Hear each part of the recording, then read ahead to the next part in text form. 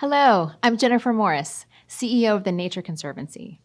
Today, I'm spending most of my work days on Zoom calls in my home office, but 28 years ago, I started my career in northern Namibia, where I had to fight to find water for the first time in my life. I was living in a small village called Okatana, serving as a volunteer for a local women's organization. The area was suffering through a severe drought, and the community had no choice but to come together to dig a new borehole for water. After a hard day of digging, my friend Ria and I sat outside under a full moon to look at pictures from her youth. She shared photos of her community surrounded by lush forests and told stories about fishing and harvesting fresh maize. Her life as a grown woman was much different. Her home was surrounded by drought-stricken fields, and she spent much of her day traveling far distances to collect water and firewood for her family. Distances that continued to grow due to deforestation. These long journeys came with increased risk of violence, less time at home, fewer hours studying in my English class, and no chance to find a paying job. That night was when it really clicked for me that Ria's health, the health of our families, our communities, and our economies are inextricably linked to the health of our environment. Simply put, biodiversity is the underpinning of human and planetary health. Yet the United Nations recently warned that we are exploiting nature far more rapidly than it can renew itself, putting up to 1 million species at risk of extinction in the coming decades. To reverse this trend, we must find better ways to manage humanity's footprint on land and sea, and find new ways to fund this work. And that's why I'm so excited to be here today. Asset owners and managers like all of you have an outsized role to play in driving the solutions to this crisis and putting the planet on the path to a brighter future. As I saw firsthand in Namibia, biodiversity loss isn't just an environmental issue. It's a health issue. It's a gender issue. And it's a costly economic existential threat. Our global economy depends on a healthy planet. Recent reports from the World Economic Forum and Swiss Re found that over half of global GDP depends on nature. The World Economic Forum also estimates that transitioning to a nature-positive economy could generate up to $10.1 trillion in annual business value and create 395 million jobs by 2030. A recent study suggests that focusing investment on just 3 SDGs, life on land, life below water, and gender equality, could form a foundation that benefits all other SDGs in the most cost-effective manner. And especially poignant today, scientists agree that healthy lands and waters can help reduce the risk of future zoonotic disease outbreaks, which are partly driven by habitat loss and climate change. One study found that the cost of preventing further pandemics over the next decade by protecting wildlife and forests would equate to just 2% of the estimated $5 trillion in financial damage caused by COVID-19 so far. It's becoming increasingly difficult to ignore that investing in nature, rather than activities that harm the planet, is the better deal. In fact, a report by the Nature Conservancy, the Paulson Institute, and Cornell University found that we need to invest just $700 billion per year over the next 10 years to reverse the decline in biodiversity.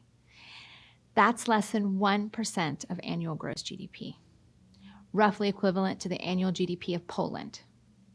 It's practically a rounding error considered next to the trillions of dollars world governments are currently injecting into their economies through stimulus programs or the tens of trillions in private assets around the world.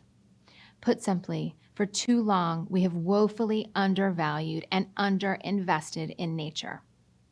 Unless we change course now, we will see devastating consequences to our health, our well-being, and our economies. Good news for investors is that governments and public dollars have an enormous role to play in closing the funding gap for biodiversity. But on the flip side, public funding can't do it alone. Private capital drives economies and is crucial to the solution. Much of the momentum we've seen on the climate crisis is coming from the private sector. They recognize the deep risks from the climate crisis, and they're taking action. We can build on that momentum for biodiversity too. And that's where organizations like the Nature Conservancy can help. As a global, nonpartisan, and science-based organization, we work with impact investors, with corporations, and with policymakers to identify the greatest opportunities for impact at scale, helping them identify what to do and where to do it.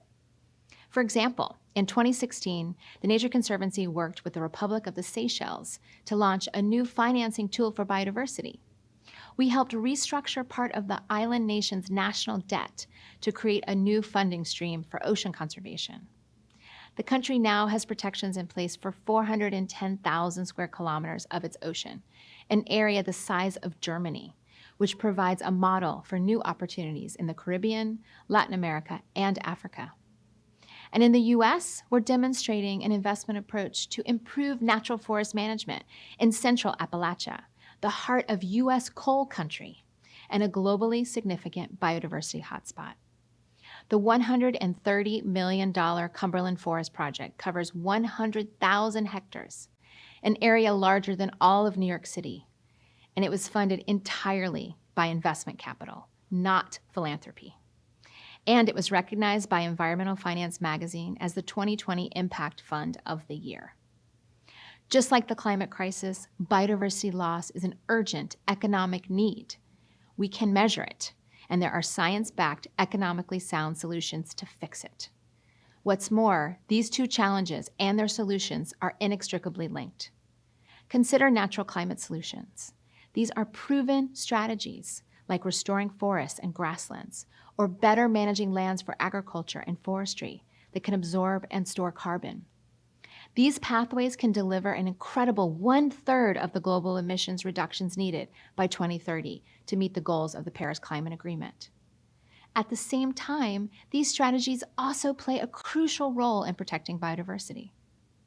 In recent years, many of you have helped drive significant momentum on climate finance. Now, we need the same energy to drive attention and investment to nature. And the good news is that we're not starting from scratch. We can build on the momentum we've seen in the climate finance movement by applying the same thinking and approaches to biodiversity. Today, I want to share with you 2 ways that you can do this. The first is to mainstream biodiversity in your portfolios.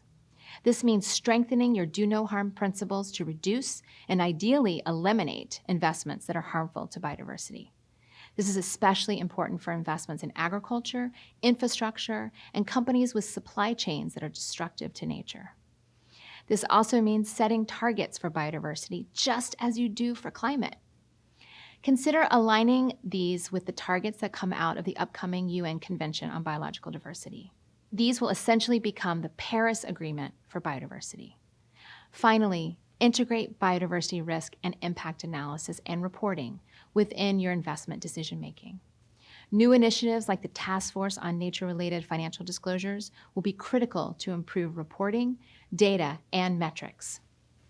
At the same time, and just as important, I urge you not to wait for all those metrics to be in place. Measurement and disclosure are crucial to understanding and reducing harm to nature and climate, but they do not replace an active impact strategy. We can't wait for all the rules to be written and ratified before we take action. Given the scale and urgency of our challenges, we need scale and speed to address them before it's too late. And that requires putting dollars into the most promising solutions now. That's where you come in as vanguards for change, and where TNC and other science-based organizations come in to help you identify and pursue those solutions. Ultimately, we need all investing to be impact investing. That is, all investors should be adequately pricing the costs and benefits, both social and environmental, of their investments.